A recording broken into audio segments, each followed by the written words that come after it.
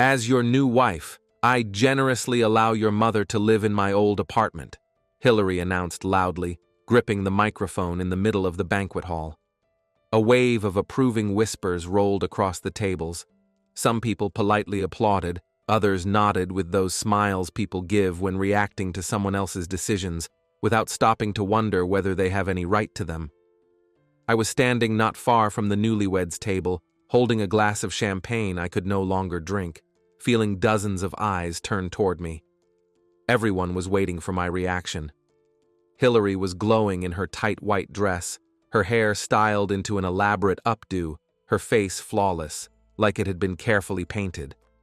Beside her stood my son, Eugene. He was holding her hand, leaning slightly forward, with the look of someone who knew exactly what would happen next. He glanced at me, and in that moment, I honestly couldn't tell what was in his eyes: a request, a warning, or already a verdict. I smiled. It was almost automatic, a habit built over years of not wanting to ruin the mood, smoothing things over, being convenient. I really appreciate your generosity, Hillary, I said, carefully keeping my voice steady. But I'm very happy in my house in the countryside. I'm not planning to move anywhere.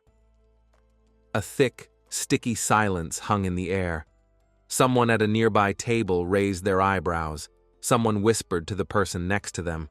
I could see people exchanging looks, that fleeting thought flashing across their faces. This just got awkward.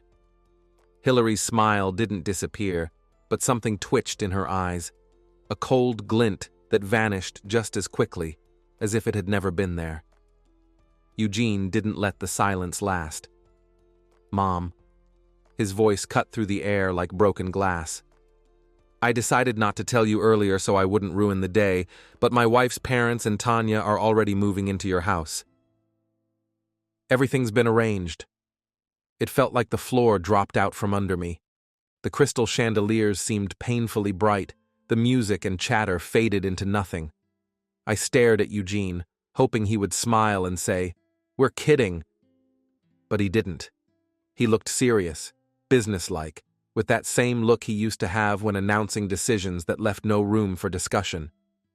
I quickly scanned the room, searching for Hillary's parents, her sister, the Cunningham family. White tablecloths, flowers, plates, glasses, people I knew well, people I barely knew.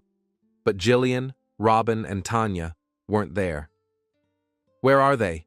I asked, surprised at how quiet my voice sounded. "Where are your in-laws and Tanya, Eugene?"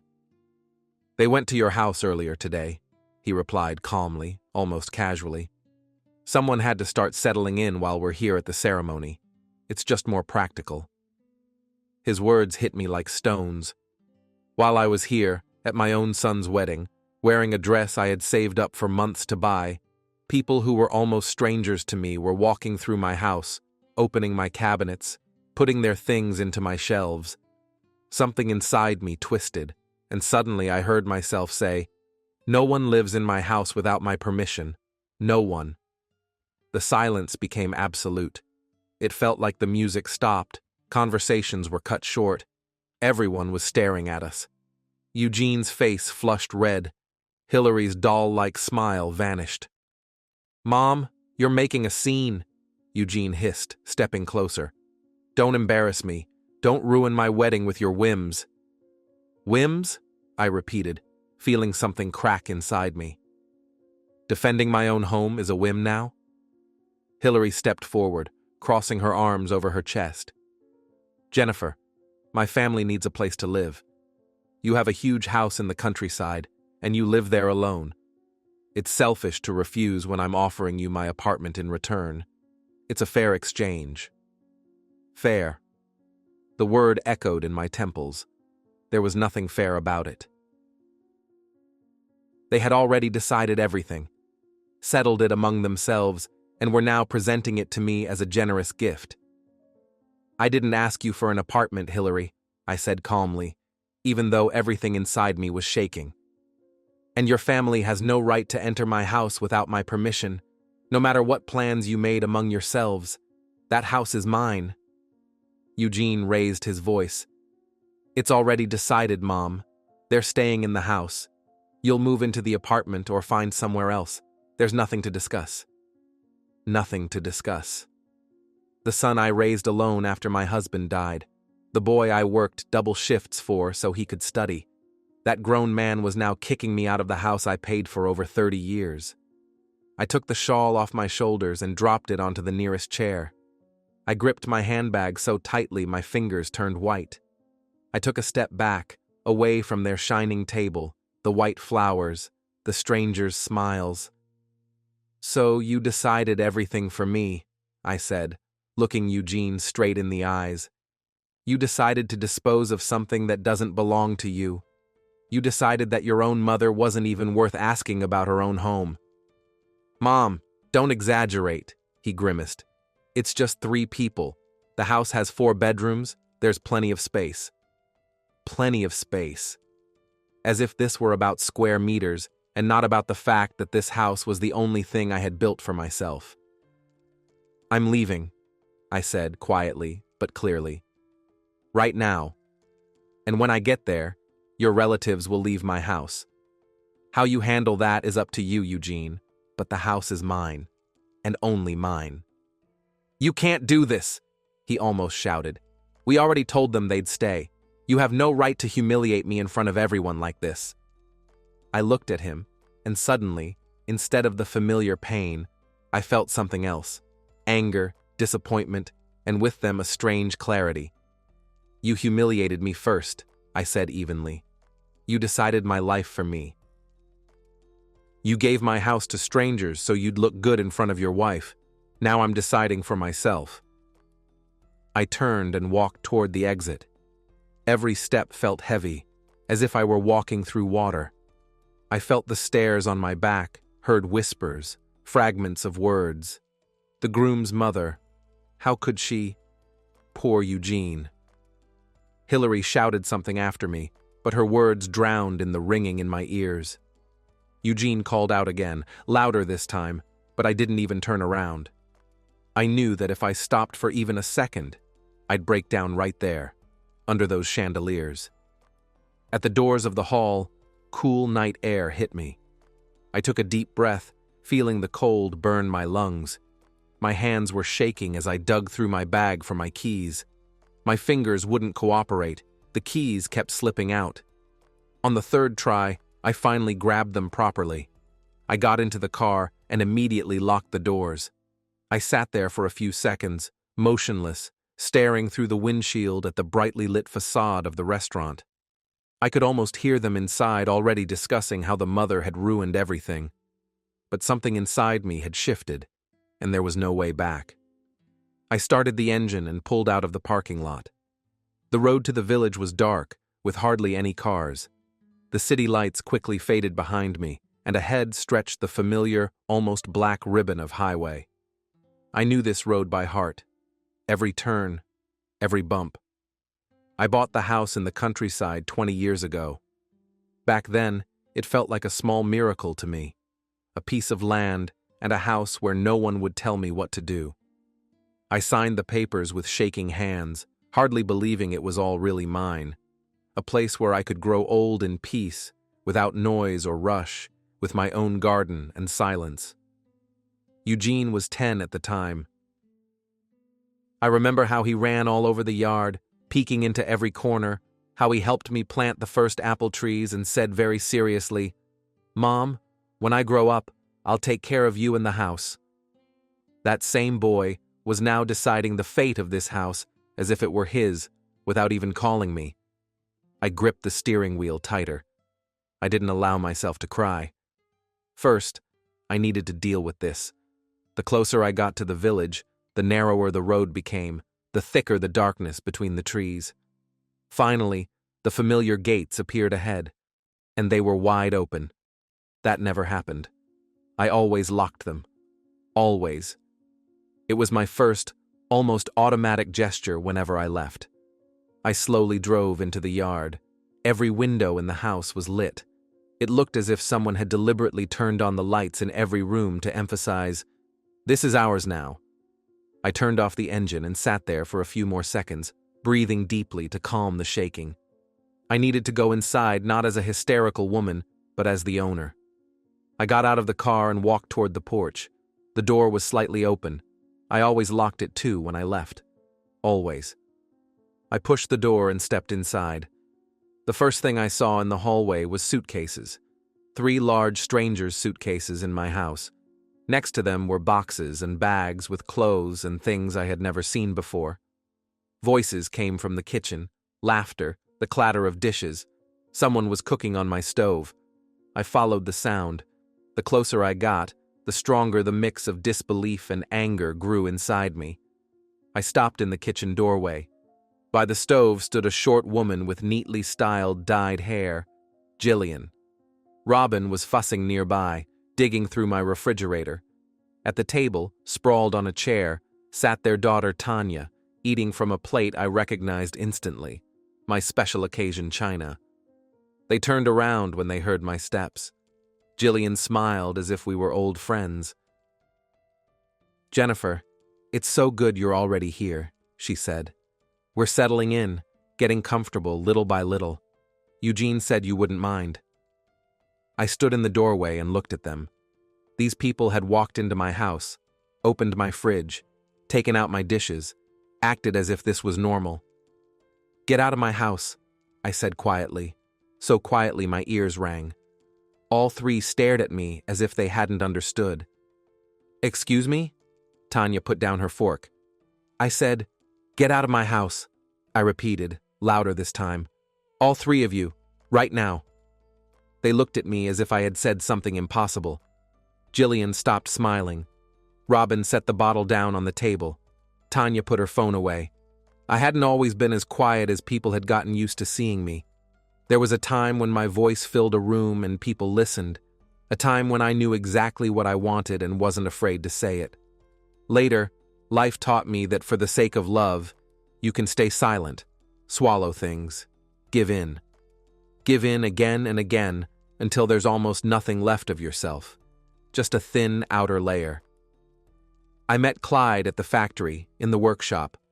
I was 23 then, just starting as a machine operator, not really understanding anything yet, afraid of messing everything up. He helped me on my first day, showed me where to sign the logbook, where to change, how to adjust the machine properly. His hands were rough, heavy, working hands, and his laugh was warm and simple. Being around him felt safe.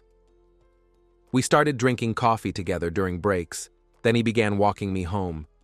6 months later, it was already clear, even without words, how it would end. We filed papers at City Hall and had the simplest wedding imaginable. It probably cost about $100 in total for those times. But we were happy. Relatives, a cheap table, music from a tape player, and that was enough. A year later, Eugene was born.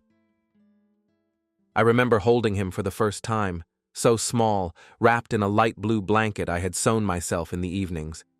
Clyde cried, held both of our hands and said, "We'll give him everything, Jennifer, everything we never had a chance to have." Back then, we lived in a small 2-room apartment on the edge of town. Clyde worked shifts at the factory, and I stayed home with the baby. We were always short on money, but I kept telling myself that everyone lived like that. Laundry, cooking, nights with a crying child, mornings like a zombie, but with a smile. When Eugene was 4, Clyde started complaining about headaches. At first, we blamed fatigue, shift work, getting older. But one morning, he simply couldn't get out of bed. As soon as he tried to sit up, the room spun like a carousel. We went to the hospital. We sat in the hallway for half a day before they saw us. The doctor examined him, pressed his lips together, and said tests were needed, scans. Something in his head didn't look right. He named the costs, and my vision went dark. We had maybe $20 to our name, and we needed many times more.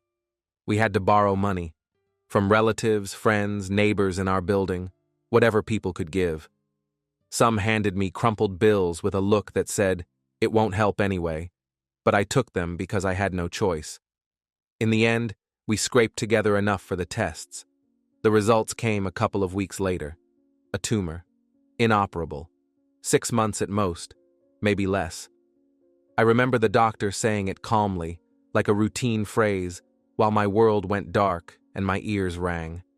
Clyde held my hand, his hand trembling, but his voice was steady. "We'll get through this, Jennifer. You and Eugene will.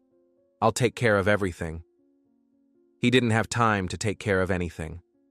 4 months later, he was gone. In a hospital room, with tubes, with faded eyes, but with my hand in his.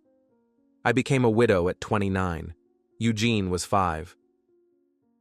No savings, 1 child, and a rented apartment that had to be paid for every month. I went back to the factory. They took me back, to the same machine. My paycheck barely covered rent, utilities, and food. Clothes and school supplies weren't even worth mentioning. Every cent had to be stretched. Eugene grew up fast. He was a smart, curious boy, with his father's smile. I enrolled him in a regular school. Mornings were a rush to get ready and drop him off. Evenings picking him up after my shift, dinner, homework. He watched me as I explained math to him and once said, "Mom, you explain things so well. You should be a teacher." I just smiled. He didn't need to know that I had dropped out of college to work and support the family. My dreams had long been buried under other people's needs. Only one remained, that he would grow up, get an education, and live differently. Years passed. Eugene finished elementary school and moved on to high school. I was still there, at the factory. Then I also took an evening job cleaning offices. During the day, the workshop in the evening, a rag and a bucket in other people's offices. Home at 10 at night, collapse into bed, 5 hours of sleep, and start all over again. At 15, Eugene announced that he wanted to become an engineer. Our town didn't have the right program, only another much bigger city. That meant tuition, a dorm, travel, books, everything we had absolutely no money for. But I looked at him, at this skinny boy with stubborn eyes, and said, "We'll figure it out. If it's necessary, we'll manage." I started saving every single dollar. Meat almost disappeared from my diet, mostly discount chicken and cheap canned food. I stopped buying clothes for myself altogether and wore everything I already had until it fell apart. I walked instead of taking the bus whenever I could. Every extra dollar went into an old metal cookie tin hidden under the bed. Eugene graduated from high school with honors. I cried at the ceremony, sitting in an unfamiliar hall on plastic chairs, thinking that none of it had been in vain. The long shifts, the cleaning jobs, the sleepless nights. The son of a factory worker and a simple man who left too early was going to college. College cost us literally everything. I took another side job on weekends, baking pies, taking them to the farmer's market, and selling them from early morning until noon.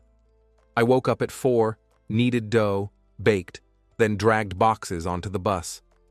By 2 in the afternoon I was home, slept for an hour, and then went on with housework. Eugene studied well, didn't slack off, but he also started seeing me less. College brought new friends, activities, clubs of his own. Before, he used to tell me everything: who said what homework they got, who was friends with whom. Now his answers turned into short replies. "Everything's fine, all good, don't worry." In his 3rd year, he met Hillary. She was also studying engineering, from a well-off family, with a nice apartment in a good neighborhood. The day he first told me about her, there was something new in his voice, not just excitement, but almost reverence. "Mom, you have to meet her," he said. "She's so smart, so beautiful. Her family is serious. Her dad runs his own construction business, not some small operation." I smiled and said, "Well, bring her over. Let's meet." But inside, something tightened. Maybe just a mother's intuition? Or fear that my son was drifting farther away? I don't know. Hillary came over one Saturday. I cleaned the apartment until it shined, took out the best china I kept for special guests. I cooked the best I could: roasted chicken with potatoes, salad, homemade bread, fruit pie. She walked in, slim, in an expensive dress and high heels, that clicked against our old linoleum as if it were in her way. She looked around, smiled, but her eyes were sharp, assessing. "Cozy," she said with a strained smile. Such an authentic place. I pretended not to notice her tone, sat them at the table, set out the dishes. Hillary ate very little, mostly pushing food around her plate. But she talked non-stop, about her travels, about how her father was expanding his business, about their plans. Eugene looked at her with eyes full of love, and I watched him and saw how he was listening not just to the girl, but to the world she lived in. Expensive resorts, new cars, spacious apartments. Everything we had never even dared to dream about out loud. After that dinner, he started coming home less often. At first, it didn't seem serious. Weekends with Hillary, gatherings at her parents', trips somewhere. Then he began staying away on weekdays too. The calls got shorter. "Mom, everything's fine, don't wait up." I told myself this was normal, that children grow up and move into their own lives, that it's how it should be. But at night, lying in our old apartment that suddenly felt too empty, the emptiness inside kept growing. Back then, I still didn't know that this girl with her neat manicure and expensive perfume would one day stand across from me in a white dress and say into a microphone that she was generously allowing me to live in a home I had earned myself. After that dinner, Eugene showed up at home less and less. At first, nothing alarming. Trips with Hillary, staying at her parents', or, "Mom, I'll be late, let's do it another time." Then weekends became rare, and weekdays turned into rushed phone calls. "How are you?" I asked. "Fine, all good," he answered. "Don't worry, Mom." I kept convincing myself that this was how it was supposed to be. He had grown up, had his own life, his own people, his own plans. But in the evenings, when the kitchen lights went out and the apartment became too quiet, an emptiness spread inside me that neither tea nor television could fix. Eugene graduated from college as an engineer. I sat in a large hall at the ceremony, wearing a dress bought on sale and slightly too big for me, quietly crying so no one would notice. My boy walked across the stage to get his diploma, the son of a factory worker and a man long gone. And in that moment, it felt like everything I had gone through had been worth it. He found a job quickly, at Hillary's father's company, working for Robin. The pay was good, the prospects solid, the team right. He was given a good position right away. Official contract, bonuses. A few months later, he rented an apartment in a new building, in a good area. I helped him move. Bags, boxes, appliances. My back ached, my hands shook, but I carried everything, out of breath, and still felt happy for him. "You'll come visit me often, right, Mom?" he asked while we were arranging the furniture. "Of course, sweetheart," I said. "Just say the word." But often very quickly turned into sometimes. At first, I came once a week, with pies, homemade food. Then he started saying more and more often, "Mom, not today. We've got things to do." "Mom, Hillary and I are going to her parents." "Mom, I'm busy. Let's talk later." Once a week became once every 2 weeks, then once a month, and eventually only on major holidays. I was still working at the factory. I had to quit the extra jobs. My body couldn't take it anymore. By then, every morning I woke up feeling like I'd been beaten overnight. Back, knees, hands. But we hadn't taken on any loans, thank God, and I stubbornly kept working my shifts, as always. And it was around that time that I first seriously started thinking about my own home. Not a rented apartment, not someone else's walls, but my own place, even if small. A place where I could finally breathe calmly, where I didn't have to answer to anyone. Over 30 years of work, I had saved about $15,000. Little by little, tens, hundreds when I could. I allowed myself almost nothing extra, never took vacations, wore the same coat for several seasons. All extra money went toward that same box under the bed, not literally anymore, but into an account only I had access to. I searched for a long time, listings, conversations at the market, friends of friends. And one day, I found a house in a village about an hour from the city. A plot of land, a garden, 4 rooms, an old house that needed work, but solid.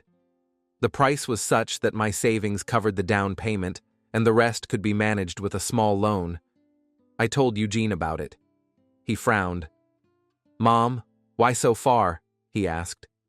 "You'll be alone there. What if something happens?" "Nothing will happen before you even get there," I said. "I'm not a child. I've dreamed my whole life of a house with land. I want to grow old there, not on a couch in a tiny apartment."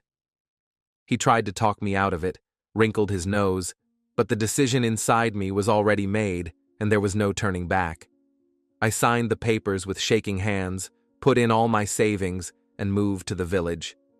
Eugene helped move the furniture but complained all day. "It's far. The road is terrible. The signal drops here, and in winter you could get snowed in completely." "I'll manage, Eugene," I kept repeating.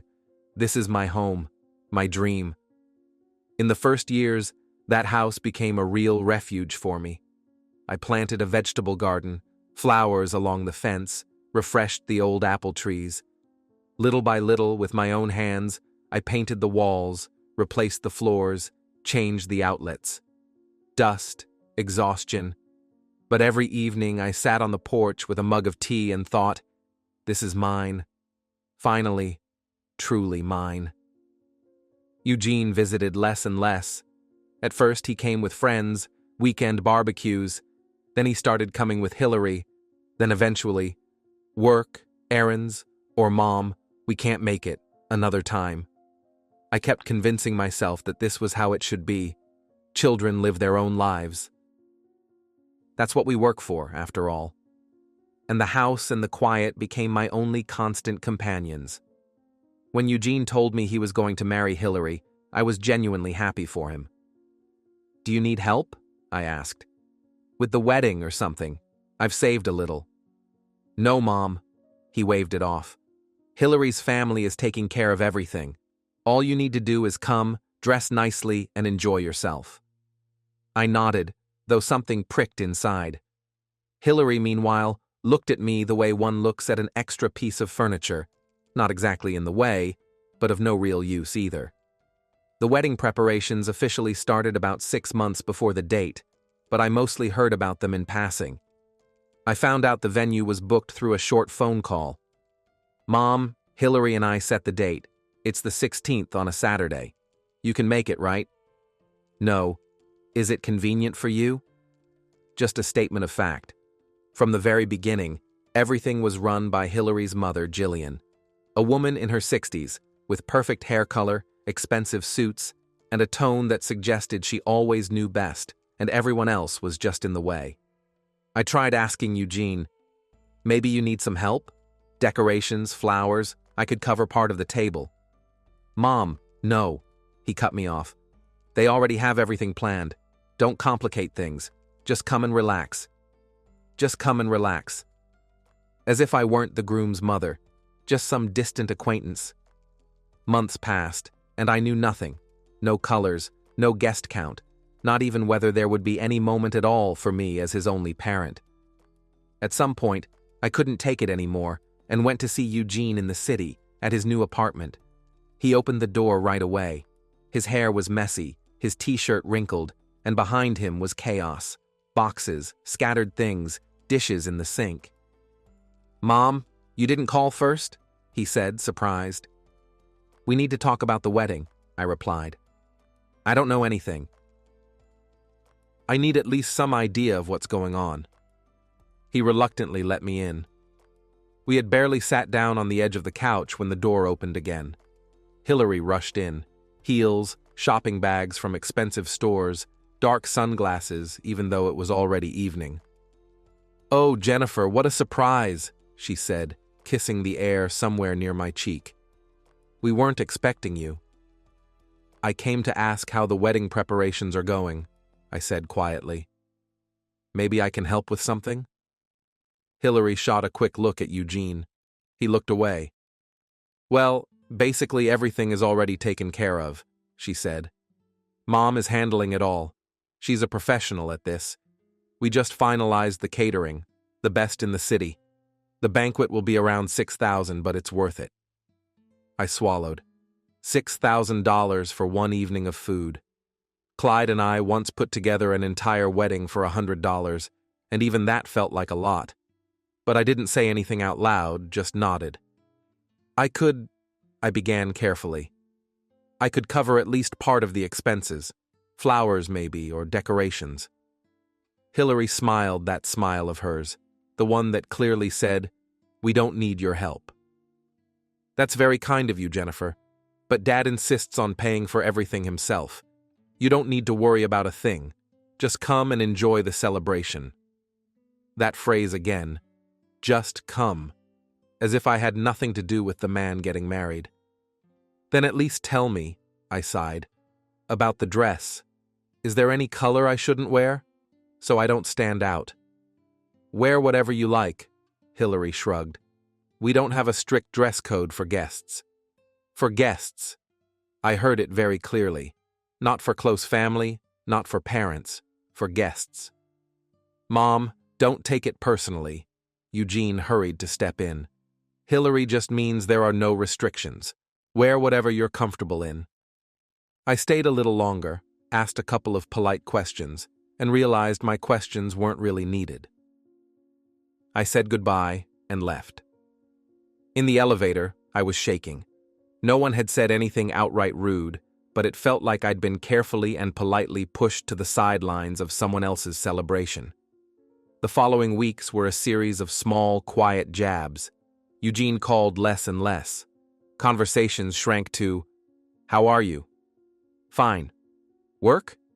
"Fine." "Okay, I've got to run. See you at the wedding." I tried not to overthink it. I told myself, he's busy, this is an important time for them. But in the evenings, in the empty house, my heart ached in its own way.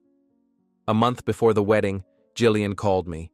Until then, we had only spoken in passing. "Jennifer, good afternoon." Her voice was soft, syrupy. "I wanted to ask you something." "Yes, of course," I replied, already tense. "Eugene said you live alone in a large house in the countryside. Is that true?" "It is," I said, "for many years now." "It must be hard to manage such a big house on your own," she continued, "and probably lonely there, so far from the city." I felt something tighten inside me. "I manage just fine," I replied calmly. "I like it there, and I don't feel lonely at all." She hesitated for a second, then switched back to her sweet tone. "I'm just asking because my husband and I have been thinking more and more about leaving the city. The noise, the dust. It's hard on him with his lungs. And Tanya feels calmer in nature too. She's a sensitive girl." I didn't answer. That "just asking" sounded far too familiar.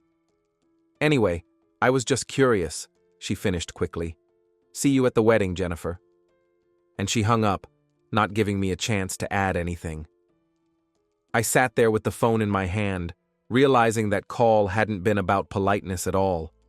Someone was already figuring out how to fit themselves into my life and into my home. 2 weeks before the wedding, Eugene came to see me alone, without Hillary.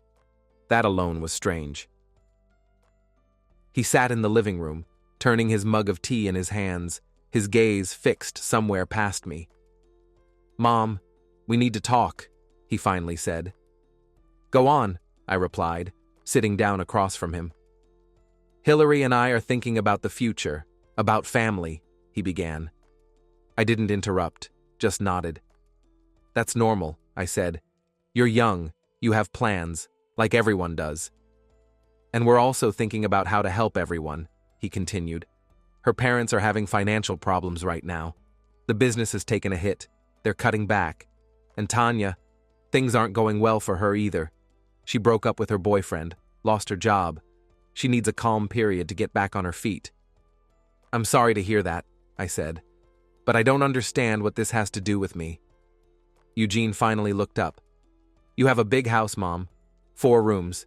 You use one, the rest are empty. My heart thumped loudly. Eugene, I said quietly, that's my house. Mine. I know, he said quickly. But think about it like a human being. They're Hillary's family. They're going through a hard time, and you could help them without really losing anything. It would be temporary, just until they get back on their feet. No, I said more firmly. This isn't up for discussion. How many years did I work to have that house? It's the only place where I can be myself, and I'm not going to turn it into a walkthrough for people I barely know. Eugene's face changed. It became hard, almost unrecognizable. I knew you'd start this, he snapped. You've always been greedy about your things. Greedy? I felt the blood rush to my face. I spent my whole life giving everything to you. I worked double and triple shifts so you could study. I denied myself everything. And now that I finally have a small piece of my own, you call me greedy? That's not greed, it's selfishness, he said stubbornly. People need help, and you're sitting in your house, clinging to it like a chest of gold. It's not a chest of gold, I replied. It's my home, and those people are not my family. If they need help, they can look for it somewhere else. Eugene stood up abruptly. I knew I couldn't count on you, he said. Hillary was right. You'll always think only about yourself. He slammed the door so hard the windows rattled. I was left alone in the living room, holding a mug of cold tea. I was shaking, not from the cold, but from hurt and anger. My own son had just called me selfish because I didn't want to give up my home. That night, I barely slept. I tossed and turned, replaying every word, every look. Jillian's call, that conversation with Eugene, Hillary's tone, it all came together into one clear picture. They had long ago decided how to manage my life. They just hadn't bothered to ask me. But one thing I knew for sure, I wasn't going to give in anymore. Back then, I still had no idea how far they would go, or that I would have to say my no, not in my kitchen, but in a crowded banquet hall in front of dozens of strangers. The wedding day began with a quiet morning. I woke up before the alarm. The room was bright, the curtains stirred in a light breeze, and cool, damp air drifted in from the garden. I made myself strong coffee, went out onto the porch, and sat there for a long time, looking at the trees, at the apple tree I had once planted with little Eugene. This is my home, I thought, my land, my old age, everything I have. And immediately his words from 2 weeks earlier came back to me. You're sitting in your house like it's a chest of gold. To keep myself from going crazy with these thoughts, I kept busy. I watered the flowers, wiped the dust, tidied up the kitchen, even though everything already sparkled. By noon, I started getting ready. I took a shower, dried my hair, and took my dress out of the closet. Dark burgundy, long sleeves, modest, but it fit well. I had saved for months to buy it, denying myself small things. $60 was real money for me. I polished my shoes in the morning, a low heel, so I could walk comfortably instead of suffering. Around my neck, I put on costume jewelry, pearl-like beads Clyde had once given me. I looked in the mirror and saw a woman in her early 60s, with wrinkles, with hands worn down by hard work. But not broken. You're the groom's mother, I told myself. You have the right to be there, even if no one really invited you. It was an hour's drive to the city. I left early, with time to spare. The road was familiar, local asphalt, then the highway, cars passing by. I drove in silence, without the radio. There was enough noise in my head already. The venue was beautiful, no denying it. High ceilings, white walls, a huge chandelier, flowers everywhere, roses, lilies, orchids, like something out of a movie. Guests were gradually arriving, men in suits, women in shimmering dresses. I stood at the entrance, feeling like an extra piece in someone else's picture. A young event coordinator with a folder in her hands approached me. "Are you the groom's mother?" she asked with a professional smile. Yes, I nodded. Your seat is in the front row, on the left. Come with me, I'll show you. She led me into the ceremony hall and seated me in the front row. It looked like a place of honor, but I was sitting there alone. On the right, opposite me, the entire front row was already almost filled with the Cunninghams and their relatives. Jillian in a gold dress, Robin in an expensive suit, Tanya in a short pink one, and a few other relatives. They were chatting animatedly, laughing, as if this day belonged only to them. The music started. Everyone stood up. Eugene entered from the side with his best man, in a black suit, serious and polished, a little nervous. I watched him and thought, my boy, even though he hadn't been a boy for a long time now. Then Hillary entered, arm in arm with her father, in a dazzling white dress with a long train. Two girls lifted the train so it wouldn't drag on the floor. Someone in the hall gasped, others reached for their phones. She walked slowly, confidently, smiling as if this place were her stage. The officiant said the usual words about love, loyalty, family. They read vows they had written themselves, about always supporting each other, respecting each other's families, building a shared home. I listened and felt a transparent but solid wall growing between Eugene and me. They were declared husband and wife, music played, everyone applauded. They kissed and walked past the rows as people showered them with petals. Then we were all invited to the banquet hall. The tables were lavishly set, white tablecloths, crystal, fine plates, flower arrangements. In the center stood a long main table where the newlyweds and parents were supposed to sit. Out of habit, I headed there. The groom's mother belongs next to her son. But halfway there, Jillian intercepted me. Jennifer, she said gently, your table is over there next to it. She pointed to a table near the main one, but lower and farther away.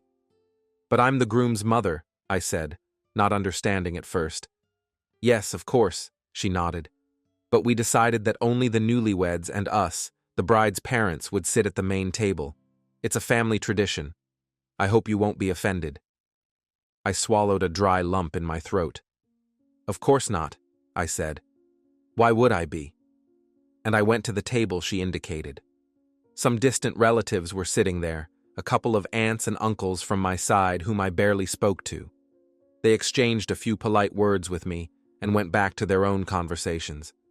Appetizers were served, seafood, some salads I don't even remember. I had no appetite. I poked at the food, pretending to eat. Then Robin stood up, took the microphone, raised his glass. He spoke about his daughter, how she had been special since childhood, how much she had achieved, and about what a great match Eugene was, how he had grown to their level and was worthy of their family. Guests laughed and applauded. Jillian followed. She even teared up as she talked about how Hillary used to dress up as a bride as a child, how they had dreamed of this day. I kept waiting for the microphone to be passed to me next. Just to say a few words to my son, even just, thank you for being my son. But no one came to me. The music grew louder, people stood up, danced, greeted each other. People approached me only with polite phrases like, "Congratulations, your son is all grown up," and then hurried off. I sat there feeling not like the groom's mother, but like a random guest who had wandered into the wrong place. At some point, Hillary stood up from the table and took the microphone. The hall immediately went quiet. She stood there in her white dress, glowing like a magazine cover. "Dear guests," she began, "I want to say a few words about family, about how important it is to support each other, how important it is to take care of our elders." She spoke beautifully, gliding over the words. And then she said the sentence that made everything inside me drop. As Eugene's new wife, I generously allow his mother to live in my old apartment. The hall buzzed. Someone applauded. Someone nodded approvingly. What a daughter-in-law. How caring. All eyes turned to me at once. I felt my ears burn as if hot water had been poured over me. I smiled, a reflex built over years. "Thank you for your concern, Hillary," I said evenly. But I'm happy in my house in the countryside. I'm not planning to move. After that, everything unfolded the way you already know. Hillary's face twisted for a second. Eugene stood up, his voice sharp. He announced that his in-laws and Tanya were already on their way to settle into my house, that everything had been decided. I said my no. He called my objections whims, tried to shame me. I said out loud that no one would live in my house without my consent. And when I realized that was it, the limit, I simply stood up, took my bag, and left. Under whispers, stares, and other people's judgments. Outside, cool air met me. I stood by the car, my fingers shaking, the keys refusing to go into the lock. Finally, I got in, closed the doors, and sat there for a few seconds, staring at the brightly lit entrance of the restaurant. Everyone thinks I ruined the wedding, I thought, that I'm hysterical and selfish. But inside there was no hysteria and no tears anymore. There was emptiness and firm resolve. I started the engine and pulled onto the road. City lights soon faded behind me. There were few cars on the highway. I drove on, feeling the heaviness in my chest only grow. Somewhere in the middle of the drive, it wasn't thoughts that hit me, but panic. What will you do when you get there? An inner voice stirred. How will you kick 3 grown adults out of your house? What will you say to them? What if it turns out you have no right? I pulled over to the shoulder and turned off the engine. My heart was pounding, my palms sweaty. Suddenly I remembered Evan Jackson, a lawyer I had met a few years earlier at a New Year's party hosted by mutual friends. He had handed me his business card back then and said, "If you ever need help, call." I had put the card in my wallet just in case and completely forgotten about it. I took out my wallet, found the creased card, and dialed the number. He didn't answer right away. After a few rings, a calm male voice came on. "Hello." "Evan, hello. This is Jennifer Owen. We met at the Bennetts. Do you remember?" He paused for a second, then said, "Yes, I remember." "What happened?" "I'm sorry to call so late." My voice trembled. "But I think I'm in trouble. I don't know what to do." "Tell me from the beginning," he said calmly. "I'm listening." I tried to speak calmly, but I still stumbled over my words. I told him about the wedding, about the house in the countryside, about how the Cunningham family had already gone there to settle in while I was sitting in the banquet hall, about how no one had asked me anything, about how I was driving there now, and they were most likely already in my house. He listened without interrupting. When I finished, there was a pause on the line. "Jennifer," he finally said, "what they're doing right now is illegal. No one has the right to move into your house without your consent.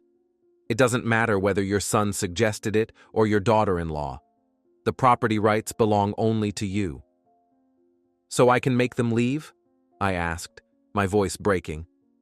"Not only can you must clearly state your position," he replied firmly. "Go home, tell them directly that you did not give consent, ask them to pack their things and vacate the house. Give them a reasonable deadline, say 48 hours. If they refuse, call the police and report unlawful entry. Do you have the documents for the house?"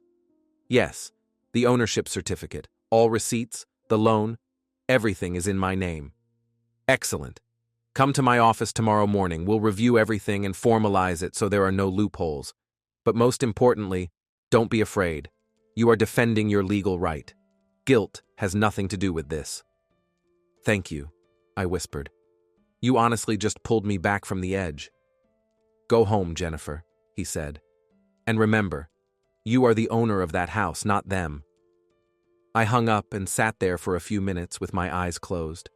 My chest felt a little lighter. The pain hadn't gone anywhere, but a backbone had appeared. I wasn't crazy, not hysterical. I had the right to say no. I started the car again and drove on. The night grew thicker, the trees along the road forming black walls, the headlights catching familiar turns. I knew where this road led, to my gates thrown wide open, to lights glowing in every window, to strangers' voices in my kitchen, and to my "get out of my house," spoken now not out of confusion, but with the clear knowledge that the law was on my side. They really were in my kitchen. Jillian by the stove, Robin at the refrigerator, Tanya at the table, plates from my china set, pots on my stove, strangers' things on my chairs. "Jennifer, how nice that you're back," Jillian smiled. "We're making dinner, settling in." "Get out of my house," I said quietly, but her smile twitched. They stared at me. Tanya put down her fork. Robin set the bottle on the counter. Jillian frowned. "You must be tired." She tried a softer tone. "Eugene said you wouldn't mind if we stayed with you for now. We're family." "You are not my family," I cut her off. "Eugene's name is nowhere in the ownership papers. The house belongs only to me. I did not give you permission. So once again, pack your things and leave." "Jennifer, you're speaking emotionally right now." Robin stepped in. "Let's not dramatize this. We didn't come forever, just until things stabilize." "You came without asking," I replied. "While I was at my son's wedding, you entered my house as if it were yours and started running it. That is the drama." Tanya snorted. "Oh, come on. Why are you getting so worked up? We'll stay a bit and then leave. What, are you that stingy? You've got plenty of space here." "I value my peace," I said. "And I just spoke to a lawyer. What you did is called unlawful entry. So listen carefully. You have 48 hours to pack up and leave." I took out my phone, looking straight at them. "If you're still in my house after 2 days, I will call the police. And then you can explain to them how the bride's family fits into this and who promised you what." I placed the phone on the table. The kitchen went so quiet that I could hear the clock ticking in the hallway. In that moment, I knew perfectly well there was no way back. Jillian was the first to recover. "Jennifer, you must have misunderstood," she said, her smile gone, lips pressed into a thin line. "Eugene discussed everything with me. He said you agreed, that it's just hard for you to accept having people in the house." "Eugene can discuss whatever he wants," I replied. "But as long as only my name is on the documents, I make the decisions here. And I did not allow you to move in." "He'll never forgive you," Robin cut in, frowning. "You're ruining your relationship with your son over nothing. We're not enemies." "Enemies or not," I said, "you entered my house without permission. That's what matters." Tanya rolled her eyes. "Stop being so dramatic.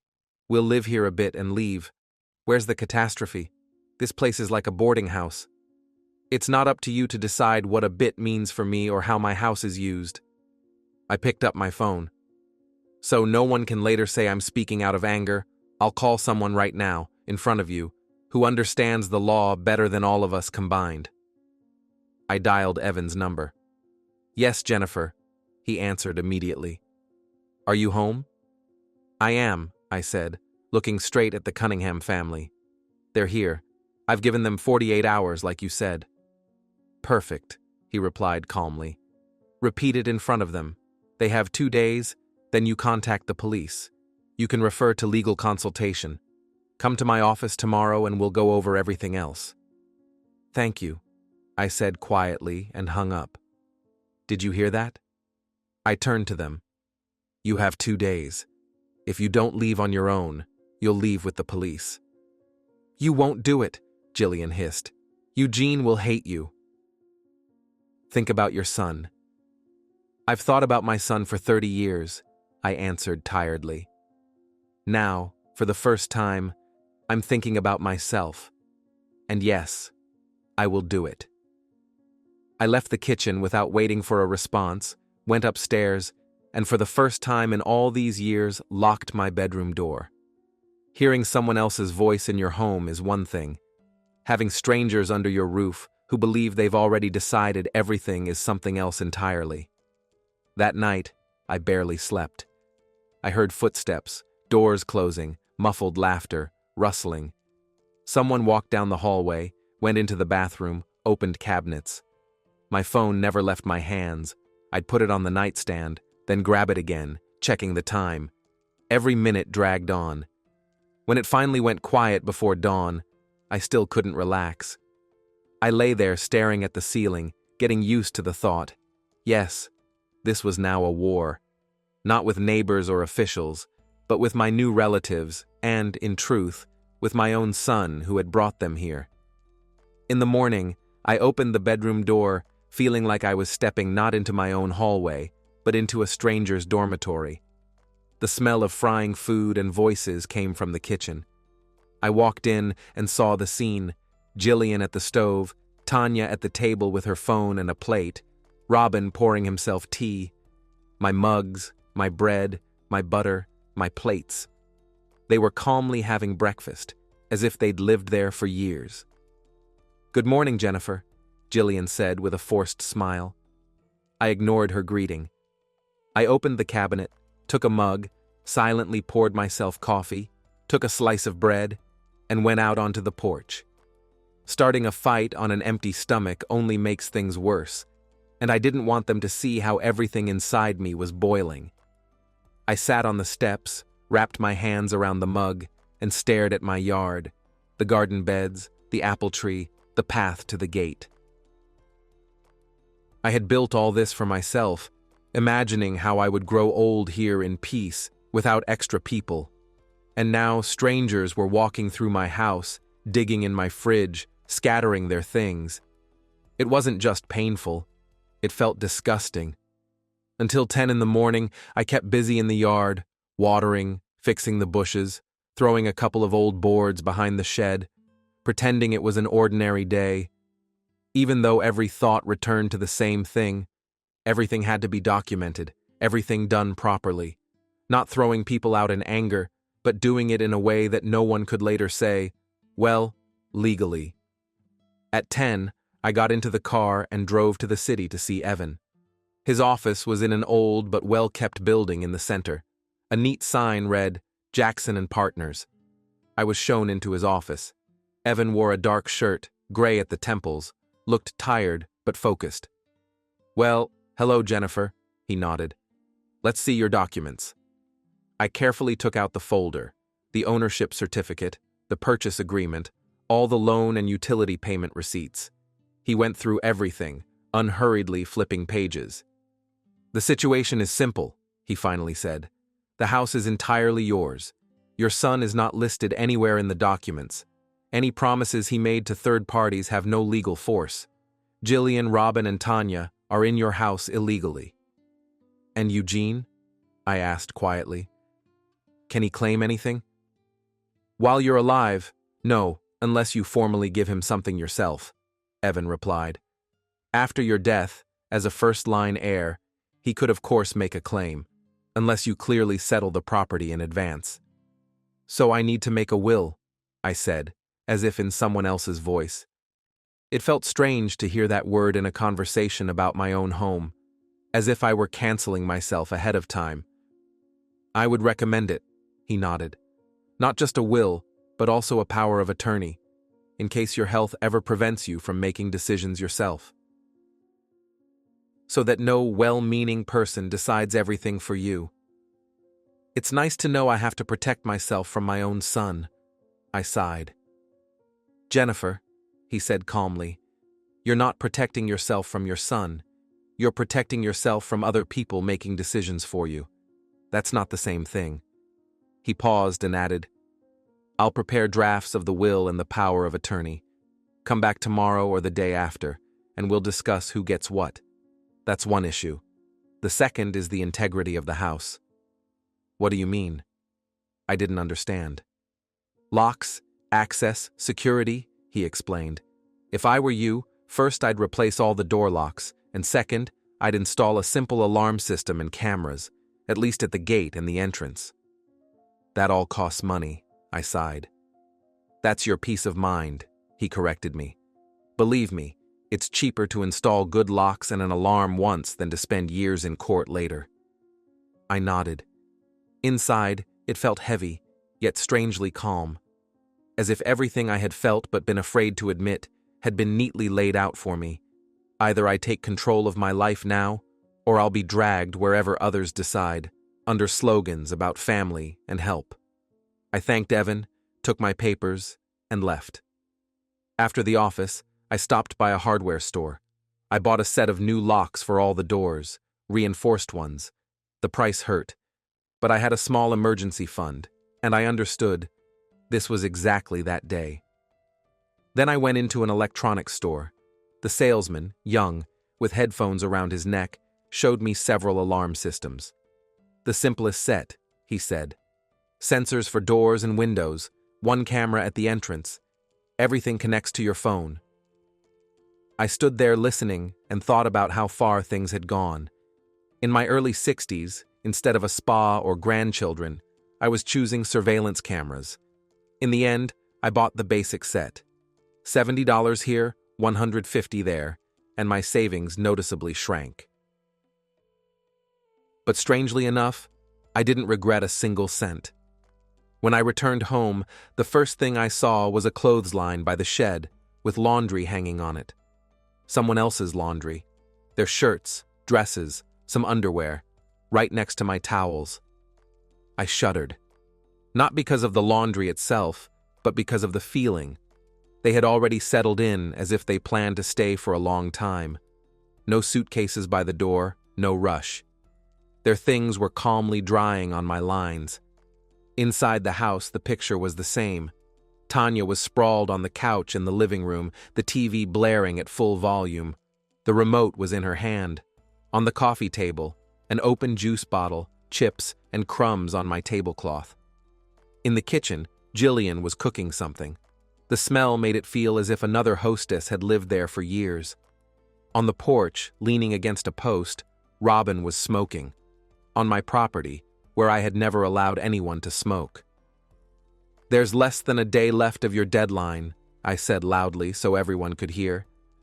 Tanya turned the volume down and looked at me from head to toe. "Relax, Jennifer. No one's going to die if we stay another day or two. You're not really losing anything." "I value a lot of things," I replied, "including my word. Yesterday I told you, 2 days. Tomorrow evening makes 48 hours.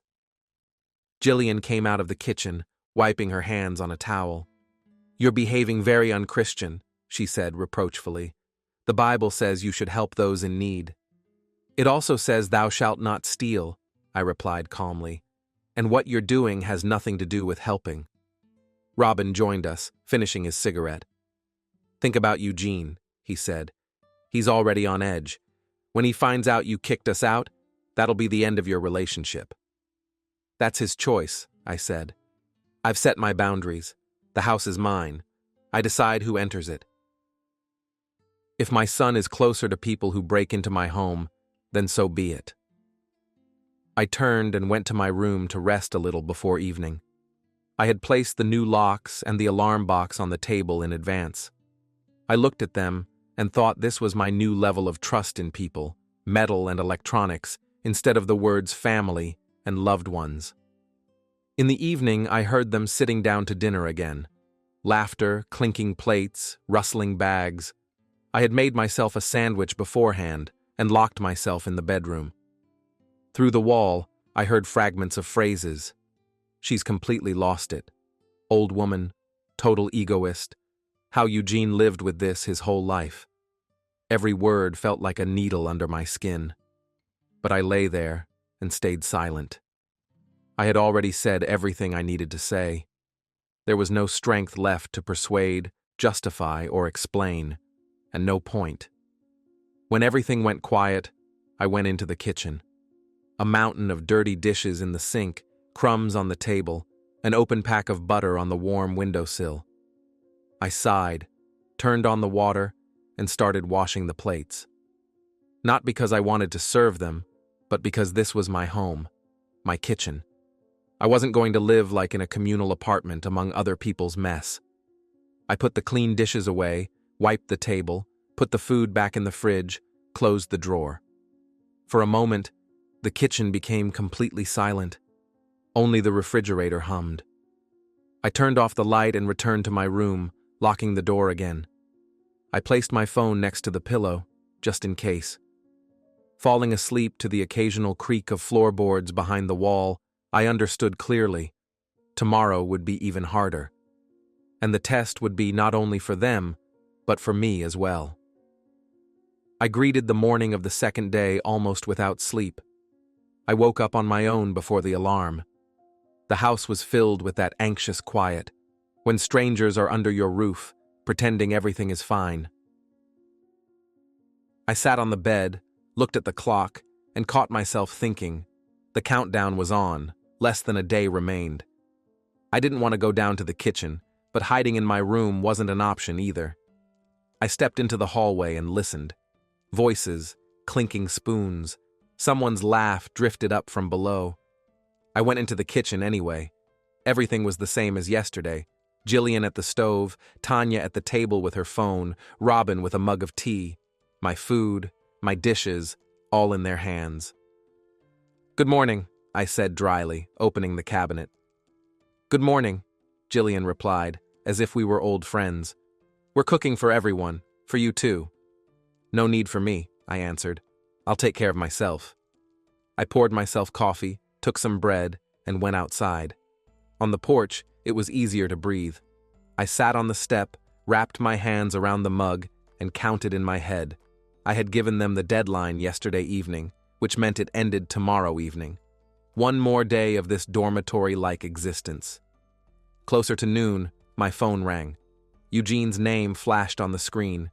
I stared at it for a long time, then finally pressed answer. "Mom, you need to stop this immediately," he said without any greeting. "Hillary is in tears. Her parents are in shock. They say you're threatening them with the police." "I'm not threatening anyone," I replied calmly. "I warned them. Those are different things." "What difference does it make what you call it?" He was already raising his voice. "They just need a little time.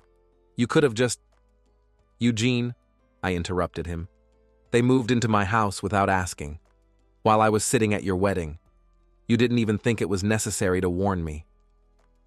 There was silence on the line. Then he said, "They're Hillary's family, which means they're our family too. You always make everything harder than it needs to be. You have a huge house, but you act like someone is taking the last thing you own." "They are taking the last thing I have," I said. "The last place where I am the one in charge. I already gave everything else away. To you, to work, to other people's problems." "You've always been dramatic," he snapped. "Why can't you, just once in your life, simply help?" "I've helped my whole life," I answered quietly. "You most of all. But this isn't about helping. It's about the view that I wasn't even asked." He sighed into the phone like he was arguing with a stubborn child. "Listen, you know this won't end like that. They'll stay anyway, whether you want it or not. Stop threatening them with the police. This is already too much." "No, Eugene," I said. "It's not too much. I gave them 48 hours. Tomorrow, when the time is up, if they're still in the house, I really will call the police. This is not a game." There was a pause. I could almost hear something clicking in his head. "Have you lost your mind?" he finally breathed out. "You're destroying our relationship yourself. You destroyed it the moment you decided to give away my house without involving me," I said calmly. "Now I'm just putting a period on it so it doesn't get worse." "I'm not discussing this anymore," he said sharply. "Do whatever you want. Just don't expect me to forget it." And he hung up. I sat there for a while with the phone in my hand, listening to the short beeps, trying to understand whether it hurt more, or if it was already just heavy. When the deadline expired, minute by minute, I was in the living room. The phone lay beside me. The Cunningham family acted as if nothing was happening. Tanya was watching TV, Jillian was busy in the kitchen, Robin walked around the yard talking on his phone. I looked at the clock, took a breath, and dialed 911. "Emergency services. How can we help?" "Hello," I said. "I need to report people unlawfully staying in my home. I'm the owner. I did not give permission, and they refuse to leave." The operator asked standard questions. Address, how many people, whether there was any threat. I answered calmly, as if this were a movie, not my life. "A patrol will be dispatched," the woman said. Please wait. I hung up and stood up. I called the police, I said loudly so they could hear me in every room. They'll be here in about 30 minutes. Anyone who doesn't want to deal with reports should start packing now. You're lying. Tanya jumped up from the couch. You're bluffing. We'll see, I replied, and went out onto the porch. Jillian rushed after me. Jennifer, you'll come to your senses. Her voice trembled, more with anger than fear. This is a disgrace. The whole village will see you kicking us out with the police. I didn't invite you here, I reminded her, and the disgrace isn't mine. Robin stepped outside, shoving his hands into his pockets. We'll talk to Eugene anyway. He won't forgive you for this. I already have plenty not to forgive him for, I said. So we're even.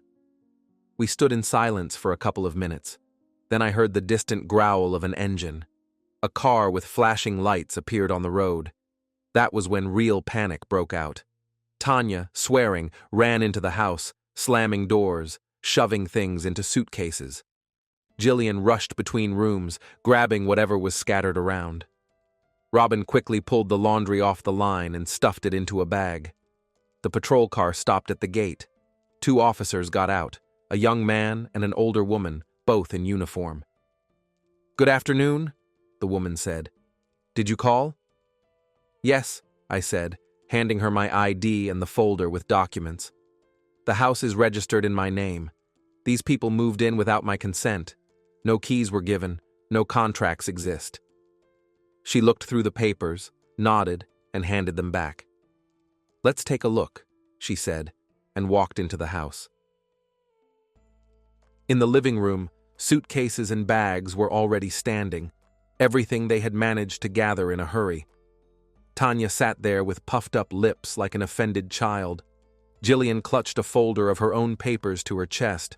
Robin crumpled his cap in his hands. Citizens, the policewoman said calmly, you have no documents confirming your right to stay here. The owner has presented proof of ownership. Can you show any rental agreement, purchase contract, or deed of gift? We have an agreement with Jennifer's son, Robin tried to explain. He invited us. The son is not listed in the documents, the younger officer replied. He can invite you as guests. Permanent residence without the owner's consent is not allowed. This is just a family conflict, Jillian almost wailed. There's no crime here. There's no crime, the woman nodded. But there is unlawful occupancy. The owner is asking you to leave, and you are required to comply. We'll record the report and the fact that you're leaving voluntarily. If you return without her permission, that will be a different matter. This isn't over, Jennifer, Jillian hissed as they carried the suitcases out. We'll talk to Eugene.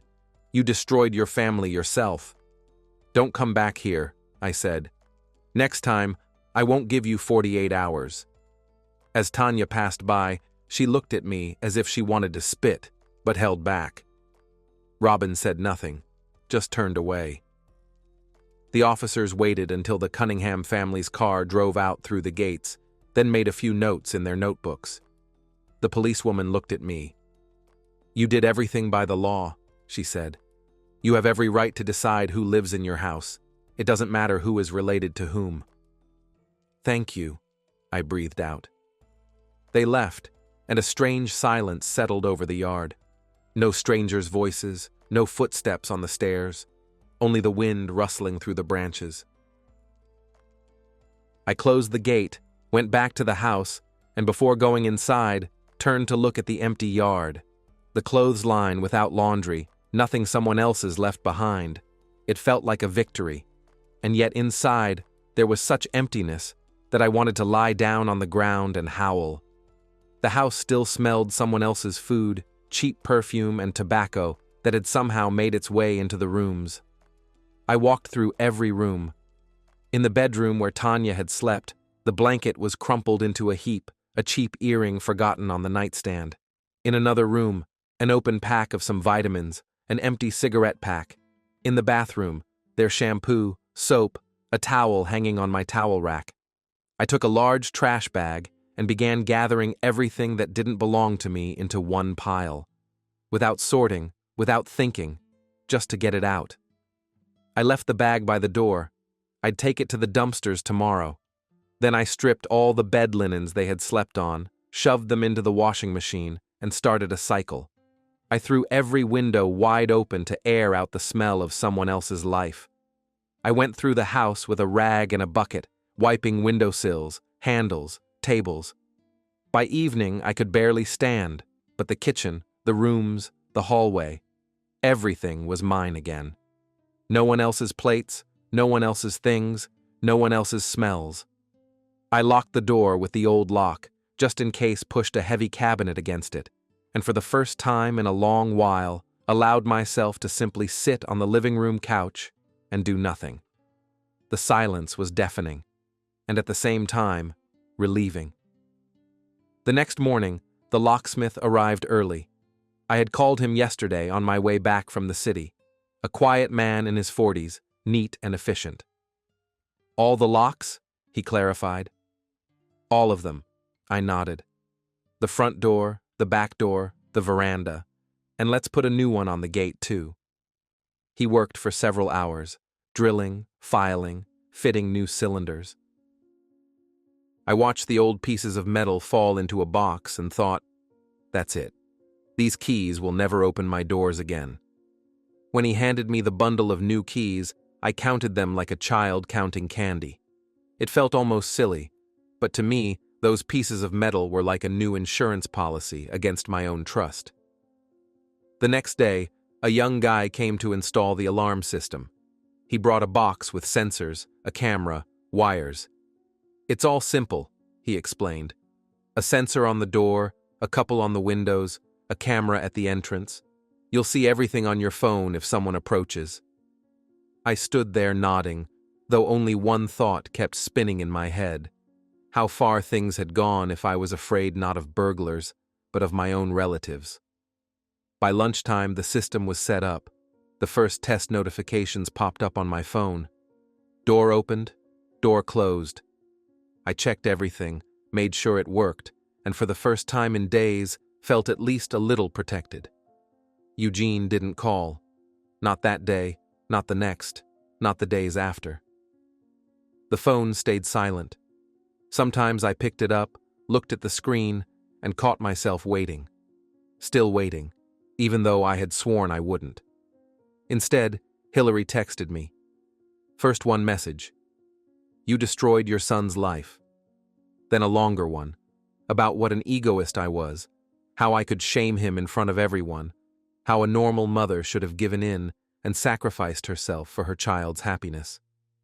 I read it and felt that familiar wave of guilt rise inside me. The same one that had forced me for years to agree to extra shifts, to swallow hurt, to endure. I took a deep breath, scrolled to the end, and pressed block.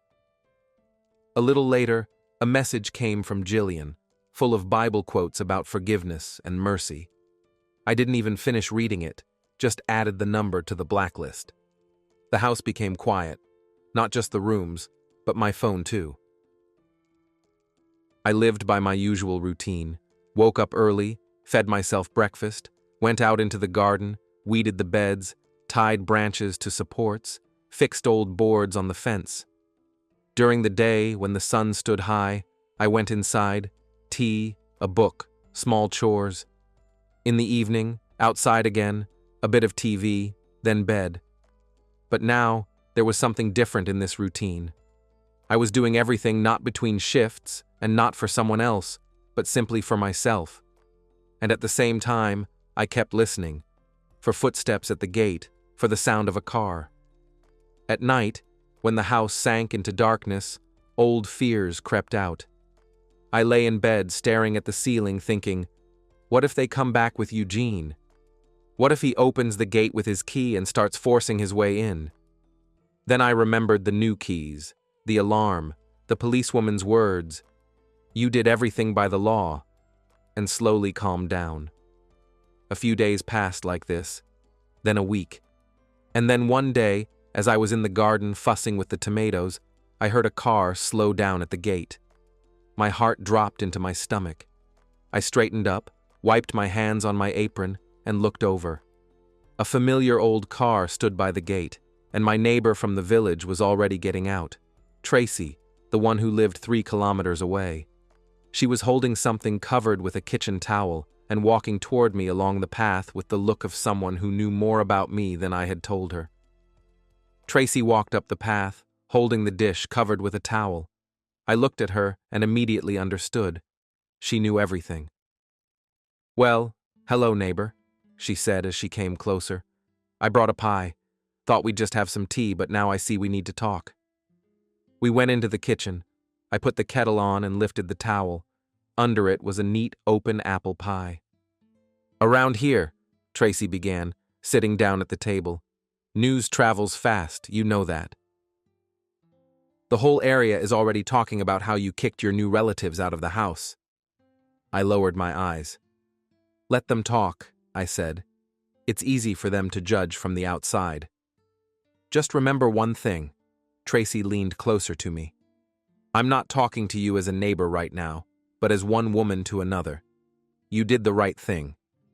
I didn't even understand right away. "The right thing?" I repeated. "When your own son isn't speaking to you and the whole village is whispering." Tracy sighed. "I've seen how this goes more than once," she said. "Remember old Betty who lived across from the store? Her daughter and son-in-law pushed her into a one-room place on the edge of town and stayed in her house themselves. She was afraid to even peep. Children need it, after all. In the end, they sold the house, wasted the money, and the poor woman ended up bouncing between acquaintances in her old age. At least you didn't let them trample you." I stayed silent, gripping my mug. It hurt, and at the same time felt strange. All my life I was used to being pitied, sympathized with, but hearing "you were brave" was something entirely new. "People around here love to wag their tongues," Tracy continued. "Today you're the evil mother, tomorrow they'll tear someone else apart. But it's you who has to live in your house, and if you don't stand up for yourself, no one will." I nodded, feeling a lump rise in my throat. "They say I'm selfish," I said quietly, "that a mother should sacrifice." "Oh, I know that song." Tracy waved her hand. "Our generation gave our lives to our kids, work, illnesses, loans, sleepless nights, all for them. And now, apparently, we're also supposed to give up our homes, our pensions, and smile happily while doing it. I've been through that myself." She told me how her son and daughter-in-law wanted her to sell her half of the house and give them the money for their mortgage, while she rented some cheap room somewhere else. "I almost agreed at first," she admitted. "I thought the same thing, young people need help. But I caught myself just in time. I said, no, this is mine. If you want it, earn it yourselves. They still look at me sideways, but I live in my own place, and I sleep peacefully." She looked at me closely. "You did the right thing too. Yes, it hurts. Yes, your son is upset, but you didn't let them trample you. You're brave, Jennifer," she said, and suddenly touched my hand. "You just didn't know it before." Those words made my eyes sting. I turned toward the window, pretending to straighten the curtain. "Thank you," was all I managed to say. We spent the whole day like that. We drank tea, ate pie, talked about children, husbands, work, how our parents age, and how we age along with them. Tracy talked about her hurts and her exhaustion too. "It's like a curse," she said toward evening. "Our generation of mothers was raised to believe we owe everyone everything, and no one owes us anything. You were the first here to say no out loud. At least someone set an example." When she left, the sun was already sinking toward the forest. I stayed alone on the porch, watching her drive away, thinking, could it really be true? An example? Could what feels shameful to me look like courage to others? That night, for the first time in a long while, I slept almost peacefully, without endlessly replaying everything in my head. What I said, what I did, how I should have done it differently. Sometime later, I had to go into the city for groceries and a few things for the house. I was walking through the market, choosing vegetables, when I heard a familiar voice. "Jennifer, is that you?" I turned around. Carol was standing in front of me, my former partner from the factory. We used to work the same shifts, then life pulled us apart. "Carol," I exclaimed, "how many years has it been?" She hugged me like we had just finished a shift together yesterday. Then she stepped back and looked at me closely. "I didn't recognize you at first. You've lost weight, and your eyes look different. Listen, the whole factory is talking about you." "About me?" I was taken aback. "Why would they?" "Come on, you really don't get it?" Carol took my arm and pulled me a little away from the stalls. "Everyone knows you kicked your son and his new relatives out of your house. The way they tell it, like a movie, with the police and everything." "Well, there it is." I lowered my eyes. "That's exactly what I was afraid of. Another reason for gossip." "Wait," she stopped me. "You think they're judging you? Half the women in our workshop are saying, 'I wish I could do what Jennifer did.'" She lowered her voice. "You remember Christine, right? Her daughter was always taking money, racking up loans, buying expensive things. After your story, she said no for the first time. Told her, 'Live within your means. I've already worked my share.' And she's sticking to it." I stared at her, not believing it. "And Diane?" Carol continued. "Her son is 40 and still a teenager. Never really worked a day, lived off her pension. She told him she's done paying too. And she keeps using you as an example. If Jennifer had the guts to put her own son in his place, why shouldn't I?" I felt something turn inside me. While I was worrying that everyone was judging me, back in my old world, women I had stood shoulder to shoulder with at the machines were seeing it completely differently. "Carol," I whispered, "do they really say that?" "They do." She nodded. "We were sitting in the break room once talking. One woman said, 'Owen has completely lost it, kicked her son out.' And the others jumped in. 'She's amazing. At least someone showed that a mother has the right to live too, not just work herself to death.'" She suddenly smiled. "You were always strong, Jennifer. You just stayed quiet. And now, imagine that. You finally stood up for yourself. We're really happy for you." I gripped my bag handle until my fingers turned white. "And Eugene?" I started. "They know about Eugene too." Carol shrugged. "He's a grown man. He'll figure it out. If he wants to, he'll understand what he did. If not, that's his choice. You've done your part." We talked a bit longer, about small things, who works where now, who retired, who got sick. Then she waved at me. "If you ever feel like it, stop by the factory. We'd all be glad to see you. And don't you dare keep tearing yourself apart. You're not guilty. You just chose yourself." As I walked back to my car, the bag of vegetables felt heavy in my hand.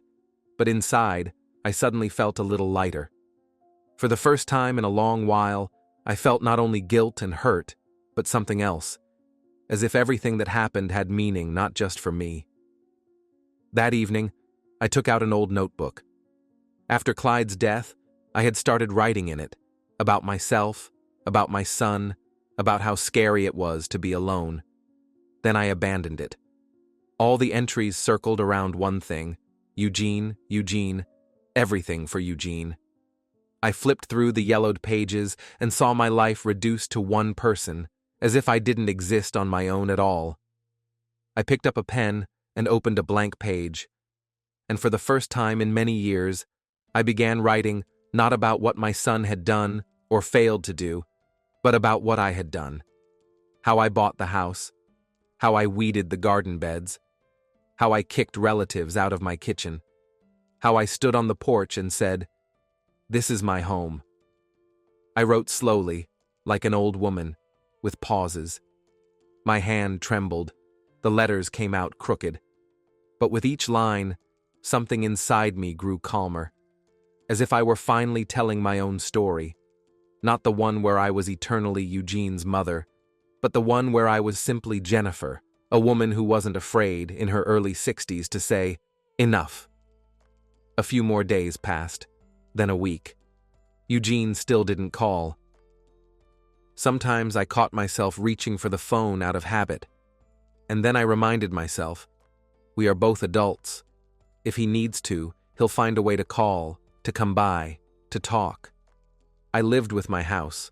I cleaned, painted, replanted flowers. Little by little, a thought took shape in my head. It wasn't enough just to protect what I had. I needed to start investing, at least a little, in myself. For myself, not for later or for someone else. And one evening like that, when I was sitting on the veranda with my notebook, figuring out what could be fixed or improved, the phone suddenly rang. The number was unfamiliar. I hesitated for a moment, then pressed answer. "Jennifer Owen?" a woman's voice said. "This is the credit department of the local bank. You left an application." I tightened my grip on the phone, my heart slipping out of its usual rhythm. Suddenly, I understood clearly. This was the start of a new chapter, one where I had to decide whether I was ready to take a risk for myself. The voice on the line was calm and businesslike. "Jennifer, this is the credit department of the local bank. You applied for a personal loan, correct?" I wiped my hands on my apron automatically. "Yes," I said, "for repairs and household needs." "Your application has been approved," the voice said evenly. "The amount is $7,000. You can come in to sign the contract and access the funds." We discussed the details, the date, the time. I hung up and sat for a long while at the kitchen table, staring at one spot. All my life, I had gone into debt only for someone else. Eugene's education, medical bills, other people's problems. And here I was taking a loan for myself and my home. It was scary, but at the same time strangely exciting. The next day, I went to the city. At the bank, everything went quickly. Signatures, papers, numbers, stamps. The young woman at the desk smiled. "Congratulations, the money is already in your account." "Good luck with the renovations." "Good luck with life," I thought as I walked outside with a folder of documents. The first thing I ordered was a greenhouse, a real one, with a foundation and vents, not plastic stretched over metal hoops. The local crew arrived a couple of days later, measured everything, marked spots, nodded to themselves. "In 2 weeks it'll be ready," they said. "You can start preparing seeds." Then I called a company that installs solar panels. The guy on the phone explained everything, gave me a rough estimate. The amount made my stomach tighten, but I agreed anyway. It's an investment, I told myself, in the house, in myself, in the place where I plan to live out my years. I set aside the rest of the money for paint and small repairs. At the hardware store, I chose a soft, light shade, not white, more like warm milk. I picked up brushes, rollers, primer. The cart looked like it belonged to a young woman who had just bought her first house. So what? I thought. Age has nothing to do with it. The house came alive. Cars started pulling into the yard. Voices, knocking, laughter in the mornings. The men built the greenhouse, digging, pouring, assembling the frame. I walked around them like a nervous hen, worrying that everything be straight, that nothing get damaged. "Don't worry, boss," they laughed. "It'll stand better than we do." A few days later, the solar panel installers arrived. They climbed onto the roof, ran cables, mounted the control box. One of them climbed down and said, "You get sun here all day. Great spot. Your electricity bill will drop. You'll see."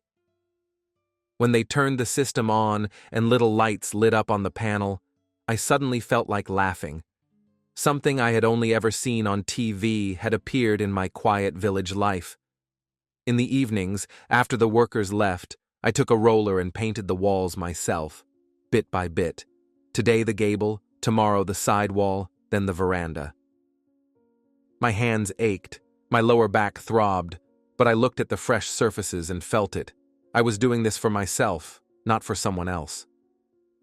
One afternoon, Tracy's car pulled into the yard again. She saw the greenhouse, the panels on the roof, the freshly painted wall, and let out a low whistle. "Well, I'll be damned," she said. "I hardly recognize your house. You're polishing it like a piece of candy." We sat on the porch. I poured tea and put a bowl of cookies between us. "Look," I said, pointing at the greenhouse. "I'm already preparing the soil. I want cucumbers, tomatoes, greens all year round, and now I've got my own electricity from the sun." "That's what happens," Tracy smiled, "when someone puts money into themselves instead of other people's pockets. I'm really happy for you." I shrugged. "It's still scary," I admitted. "The loan is there. What if I can't manage it?" "You'll manage," she said firmly. "You've carried so much in your life. This you can definitely handle. The main thing is, this time you're not fulfilling someone else's demands. You're building your own life. That's different." We sat in silence. The air was warm. The greenhouse film shimmered. The panels on the roof quietly and proudly faced the sky. "Oh, by the way," I remembered, "the lawyer called me too." "The city one?" Tracy asked. "The one you went to after the wedding?" "That's the one, Evan Jackson." I nodded. "He said all the documents were ready, the will and the power of attorney. I needed to come sign them." "And what did you do?" she asked, watching me closely. "I went," I sighed. "I got up and went." That day, I was sitting across from Evan again in his office. A stack of documents lay on the desk. "Everything is prepared," he said. "In the will, you clearly stated that after your death, the house and the land go to a charity that supports single women, just as you requested." Something inside me tightened. "So Eugene gets nothing," I said aloud what I already knew. "If you ever want to, you can change the will later," he replied calmly. "It's your document. But as of today, yes, you are not naming him as an heir. That is your right." He slid another folder toward me. "And this is the power of attorney," he continued, "in case something happens and you can't make decisions yourself. It states that in matters of medical care, banking, and other issues, your interests will be represented by Tracy Wilson, your neighbor. Are you sure?" "I am," I said without hesitation. "She's been more of a family to me lately than many relatives." I signed where he pointed. My hand trembled, but the signature came out steady.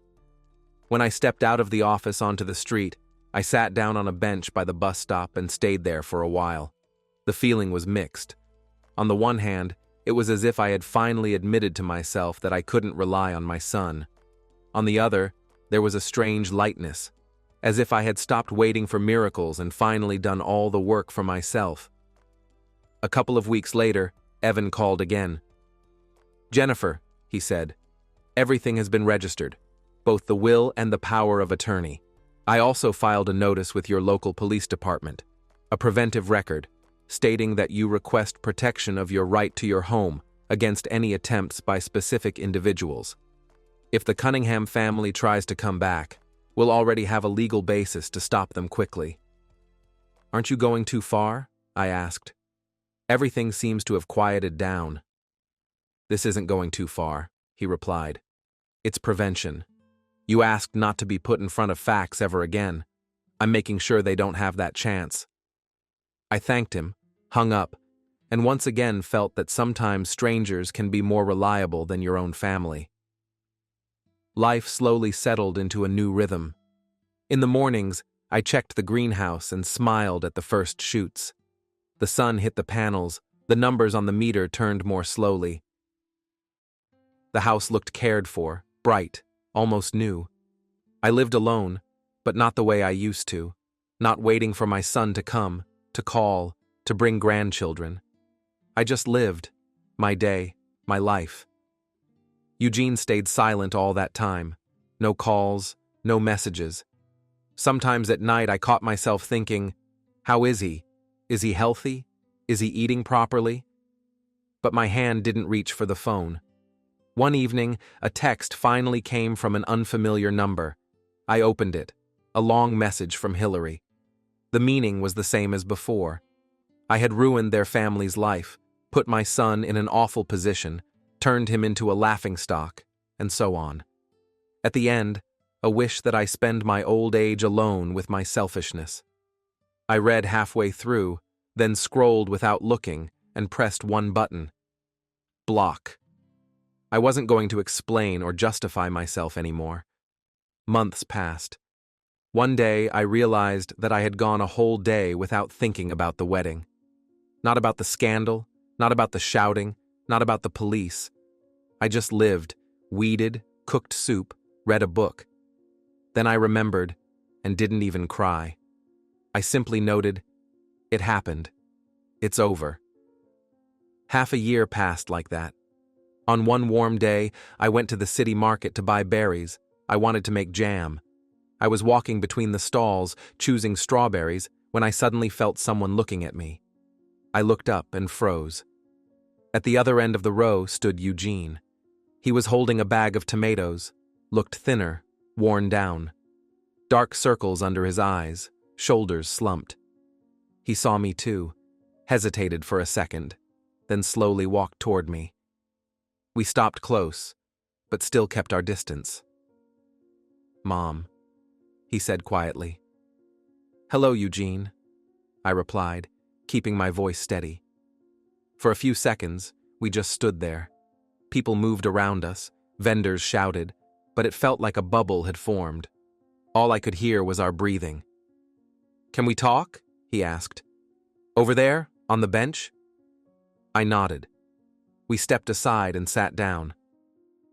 A scrap of paper with prices lay between us, the wind barely moving it. Eugene was silent. I didn't rush to speak either. "Things with Hillary are bad," he said suddenly. "She keeps demanding money. Her parents too. Everything comes down to who owes what to whom.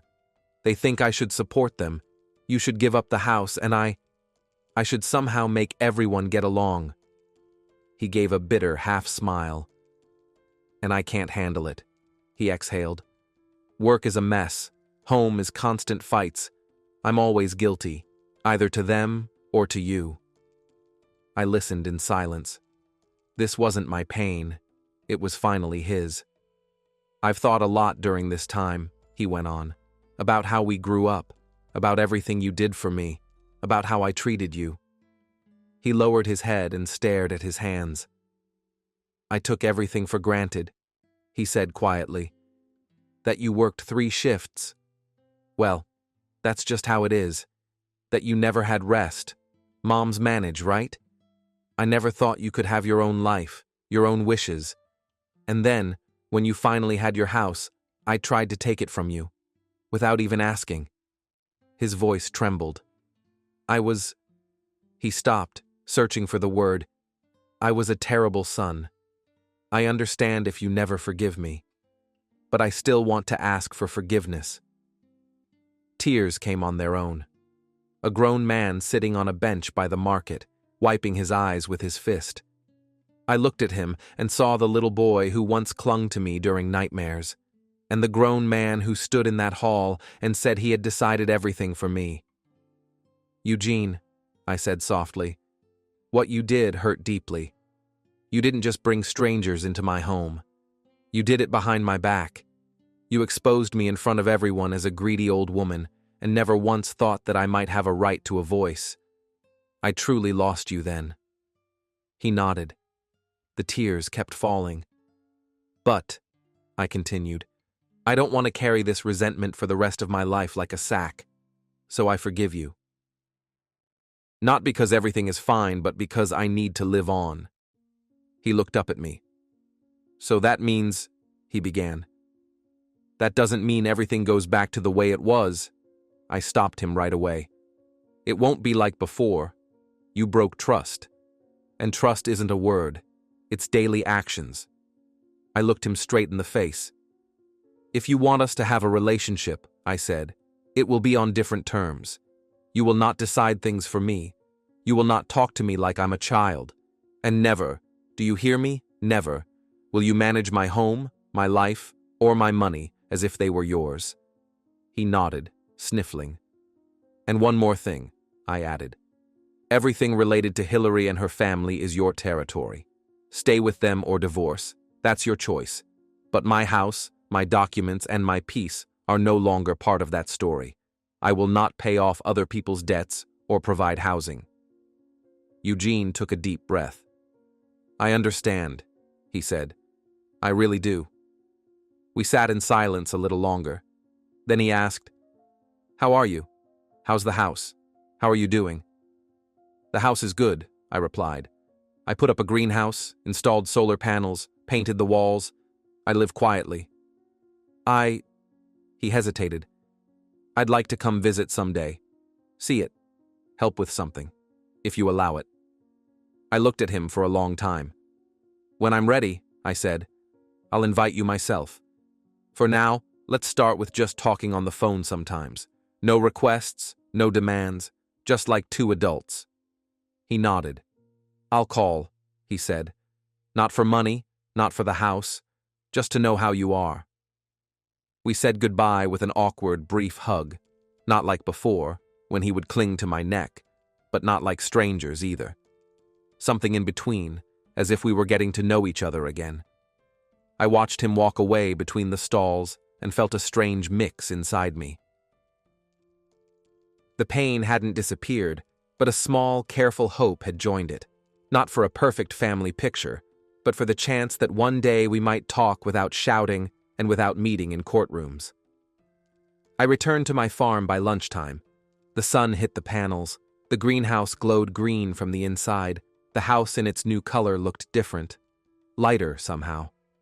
I put the bag of strawberries on the table, boiled water, and stepped out onto the porch with a mug. In front of me was my land, my sky, my home. Tracy stopped by in the evening, as usual. We sat on the porch, and I told her about meeting Eugene. She listened and said, You said everything right. You gave him a chance, but you didn't hand trust back for free. Let him grow it himself now, like you grow your tomatoes in the greenhouse. I smiled faintly. It's still scary, I admitted. What if I get pulled back into all of this again? You won't, she said confidently. You're different now. You see yourself. After she left, I sat alone for a long time. Evening came quietly. A few distant lights slowly turned on. The house was clean. The keys were in my pocket, not someone else's. I thought about what comes next. Whether I'll have grandchildren, whether my son will call tomorrow or in a month, whether his life will work out. I didn't know. And for the first time in my life, that uncertainty didn't destroy me. I knew something else. My home is mine. My old age is mine. My decisions are mine. I will never again beg anyone for the right to my space, my silence, my no. That night, I lay down, closed my eyes, and for the first time clearly felt it. I was living not for someone else's expectations, not for other people's scripts about a good mother, a convenient woman, or a submissive old age. I was living for myself, as I am, with my wrinkles, my mistakes, and my ability to learn even at over 60. Whether I remain alone until the end of my days, time will tell. But even if I do, it will not be the loneliness of someone cast aside, but of someone who chose how to live. I turned off the light and listened to the house. The boards creaked softly, trees rustled outside. In the hallway, the alarm sensor clicked, marking that everything was fine. And in that simple, ordinary silence, there was more peace and dignity than in all the loud toasts ever raised to my health. Thank you for listening to this story until the very end. Write in the comments how old you are and where you're watching from. It's important for us to know our audience. Like the video and subscribe to the channel. More real-life stories are coming soon.